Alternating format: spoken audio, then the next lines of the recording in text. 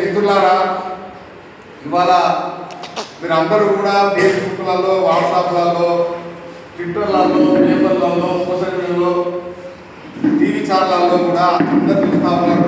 ఈ రాష్ట్రం ఎడిపోతూ ఉన్నది, ఈ రాష్ట్రం ఎవరి చేతిలో ఉన్నది, ఈ రాష్ట్ర ప్రభుత్వ పరిపాలన ఎవరి ఆధీనంలో నడుతూ ఉన్నది, ఈ రాష్ట్రంలో ఎన్ని కులాలు ఉన్నాయి, ఎన్ని వర్గాలు ఉన్నాయి, ఎన్ని మతాలు ఉన్నాయి, రాజ్యాంగ పరంగా హక్కులు ఏమైపోతూ ఉన్నాయి, డాక్టర్ బిఆర్ అంబేద్కర్ రాజ్యాంగ ఫలాలు ఎవరి చేతిలో పోతూ ఉన్నాయి, ఎవరు ఇస్తే మనకు అంతా ఉన్నాయి అనేటువంటి విషయాలన్నీ కూడా మీ అందరూ తెలుసు, మీరు అందరూ చూస్తూ ఉన్నారు.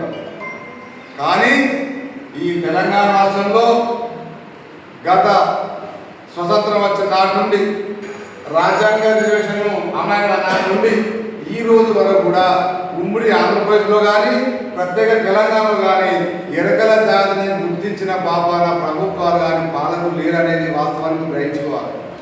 ఇవాళ ఈ రాష్ట్రంలో ఏమైపోతున్నదంటే ఇవాళ మాలలంటే తెలుసు, ఇవాళ రాష్ట్రంలో మాదిలంటే తెలుసు, ఈ రాష్ట్రంలో గౌడ కులం అంటే తెలుసు, ఈ రాష్ట్రంలో ముద్రలంటే తెలుసు, ఈ రాష్ట్రంలో యాదం అంటే తెలుసు, ఈ రాష్ట్రంలో ముగ్గురు కాపాడు తెలుసు, ఈ రాష్ట్రంలో పద్మశాల అంటే తెలుసు. అంటే అర్థమైంది, ఈ రాష్ట్రంలో బలమైన ప్రజాస్వామ్యంగా ఉండి బలమైన ఓటు బ్యాంకు ఉండి బలంగా ఉన్నటువంటి జనాభా కులాలకు మాత్రమే ఈ యొక్క అగ్రవర్ణాల రాజకీయ పార్టీలు గుర్తిస్తున్నటువంటి వాస్తవాన్ని కూడా మీరు గ్రహించాలని పోతా ఉన్నా.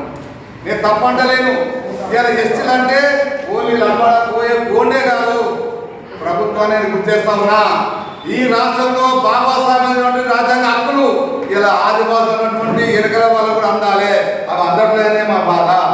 ఇలా ఎమ్మెల్యేలు మంత్రులు వాళ్ళే, ఇలా అటెండర్ నుంచి వెళ్ళి ఐఎస్ వరకు వాళ్ళే, ఇలా వార్డు మెంబర్ నుంచి వెళ్ళి మంత్రుల వరకు వాళ్ళే ఉన్నారయ్యా. మీకు అందరూ పెడతా అర్థం చేసుకోండి, నేనేం పాపం చేసినాము, మా జాతి ఏం పాపం చేసింది, ఇలా ఎస్టీ పై విడిపోతా ఉన్నది, ఇలా రాష్ట్రం ఉన్నటువంటి బడ్జెట్ ఏమైపోతా ఉంది, లోన్లు ఎక్కడ ఉన్నాయి, మా భూములు ఎక్కడ ఉన్నాయి, మా జాలు ఎక్కడ ఉన్నాయి, మా ఇళ్ళు ఎక్కడ ఉన్నాయి, మా ఒక్కొక్కరు అగ్రవర్ణాలు ఉన్నటువంటి ప్రభుత్వ పనులు ఉన్నా కూడా పూర్తి చేసి మొత్తం నిలబడి చేసి మా కుటుంబాలు నా చేస్తూ ఉన్నారు. ఇదా ప్రజాస్వామ్యం, ఇదా రాజ్యాంగం చెప్పేసి నేను ప్రశ్నిస్తున్నా.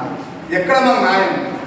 మేము అందుకే అంటా ఉన్నాం, ఈ రాష్ట్రంలో తెలంగాణ ఆదివాసీ ఎరకల సంఘ నాయకులు ఉన్నప్పటికీ ఈ తెలంగాణలో దాదాపుగా 8 లక్షల జనాభా కలిగినటువంటి ఆదివాసీ కుటుంబాలు విద్య లేక, ఉద్యోగం లేక, ఉపాధి లేక, సామాజికంగా ఆర్థికంగా ఆత్మగౌరవం లేక వాళ్ళు కొట్టు మిట్టాడుతూ ఉన్నారు.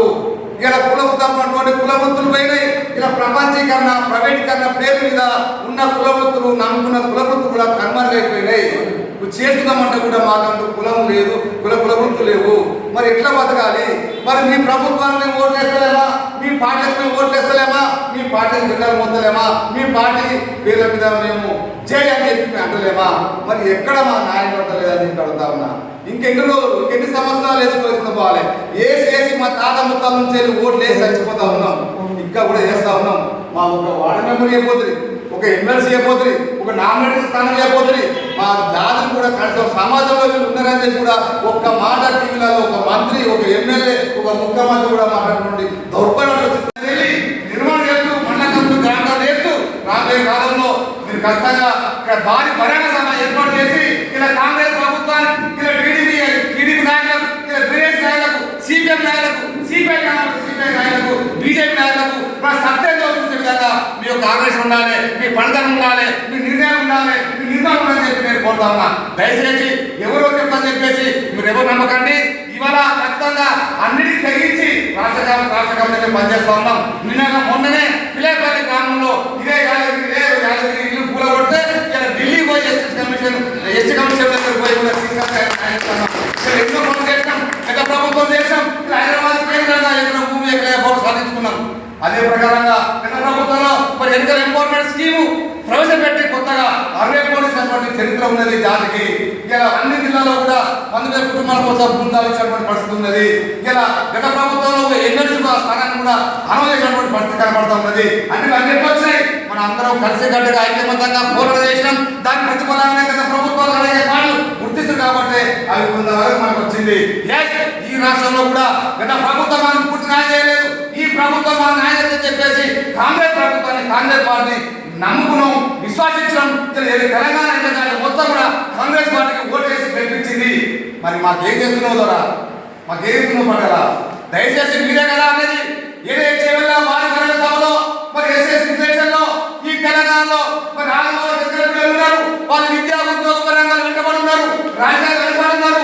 వాళ్ళ అభివృద్ధి కోసము ఖచ్చితంగా ఏకమైన కార్పొరేషన్ ఏర్పాటు చేసి 500 కోట్లు ఇస్తానని చెప్పి ఆ మాట ఏమైపోయిందని అంటున్నారు. ఆ మాట ఏమైంది?